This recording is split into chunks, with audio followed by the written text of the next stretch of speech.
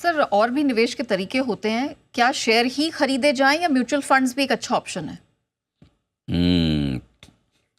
Mutual fund बेहतर option है, specially अगर आप लार्ज और मिड कैप खरीद रहे, मिड कैप और स्मॉल कैप खरीद रहे, तब तो आपको 100% म्यूचुअल फंड लेना चाहिए। 4 तरीकों से आप पैसा लगा सकते हैं, मैं आपको बताता हूँ। नंबर 1, जिन लोगों को सिर्फ इक्विटी खरीदनी है, मैं इक्विटी इन्वेस्टर हूँ, मुझे इक्विटी में ही पैसा लगाना है, इसमें मोटा पैसा बनता है। 20% कोई mid cap small cap index घट गया, 12% आपका लार्ज कैप घट गया, तो अब मैं इक्विटी में ही लगाऊँ। तो आपके लिए एक ही फंड सबसे बढ़िया है, वो है फ्लेक्सी कैप इक्विटी स्कीम्स। हर एक फंड के पास है फ्लेक्सी कैप स्कीम में। कौन सी में लगाना मैं आगे बता दूंगा। नंबर 2, जिनको कम रिस्क लेनी है, मैं मेरे लाइफ में टेंशन नहीं चाहिए, मुझे इक्विटी का ये जो ऊपर नीचे होता है ना, बहुत स्ट्रेस होता है, आप डेट फंड में पैसा लगाइए। और कौन से डेट फंड में? Bond fund, long duration debt fund, जो लंबी अवधि वाले हैं, जिनकी मैच्योरिटी 20 साल, 25 साल, 30 साल, 35 साल के, इन फंड में पैसा लगाइए।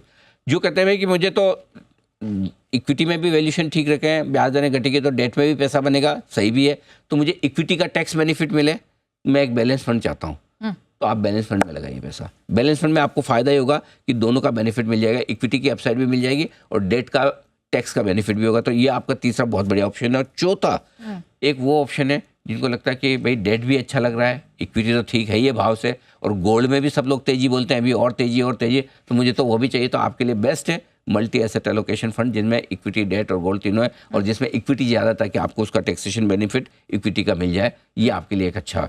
एक और बहुत सारे लोग मुझे पूछते हैं कि गोल्ड और इक्विटी में क्या करना चाहिए। तो अगर आप एग्रेसिव इन्वेस्टर्स और पोर्टफोलियो एलोकेशन बार बार लगातार ठीक से करना जानते हैं, तो धीरे धीरे हर उछाल में आप गोल्ड बेच सकते हैं। अच्छा। और हर गिरावट में इक्विटी लेते जाइए। ठीक है। गोल्ड से प्रॉफिट बुक करके इक्विटी में पैसा लगाना शुरू कीजिए। ये आपका एक बहुत बढ़िया ट्रेड हो सकता है। $2950 है, हर 50, 75 या $100 आप डिसाइड कर लें, गोल्ड बढ़ेगा तो मैं थोड़ा थोड़ा गोल्ड बेचते जाऊंगा। अच्छा। और हर इक्विटी में 2% इक्विटी घटेगी इंडेक्स के लेवल पे, कि 22,700 से अगर 22,500 आ गया, 22,200, 300 आ गया, 21,800 आ गया, तो मैं पैसा लगा दूंगा। ठीक है। तो ये एक बहुत बढ़िया स्ट्रेटजी हो सकती है एग्रेसिव इन्वेस्टर्स जो प्रॉपर एलोकेशन कर सकते हैं। अब एक एक करके सर मैं स्कीम का नाम जानना चाहती हूँ। आपने फ्लेक्सी कैप से शुरुआत की, अब इसमें कौन से फंड्स आपको पसंद है ये बताइए। फ्लेक्सी कैप में पराग पारिक फ्लेक्सी कैप फंड जो इक्विटी है, ये सारे इक्विटी फंड है। HDFC फ्लेक्सी कैप, कोटक और SBI फ्लेक्सी कैप, इन चारों में से जो आपको पसंद आए कोई भी लगा लीजिए। ओके। ये फ्लेक्सी कैप हो गया। ठीक है। डेट कैटेगरी में क्या? डेट में HDFC long duration fund,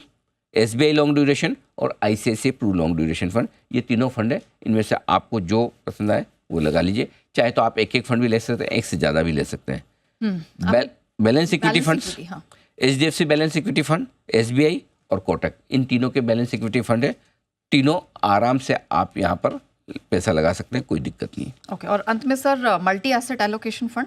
multi asset allocation fund में Kotak multi asset allocation fund है, SBI multi asset allocation fund है और HDFC multi asset allocation fund है। इन फंड्स में भी पैसा लगाने के 2 तरीके हैं यहाँ। एक तो ये कि अगर आपको लगता है कि आपको ज़्यादा AUM वाले फंड में पैसा लगाना है, वो लगा सकते हैं। वो हो सकता है आपको रिटर्न थोड़ा कम दे, लेकिन स्टेबिलिटी ज़्यादा देंगे। कुछ लोगों को रिटर्न ज़्यादा चाहिए तो कम AUM वाले फंड्स में भी पैसा लगा सकते हैं। दोनों में से आपको जो स्ट्रेटेजी समझ में आए उसके हिसाब से आगे बढ़ सकते हैं।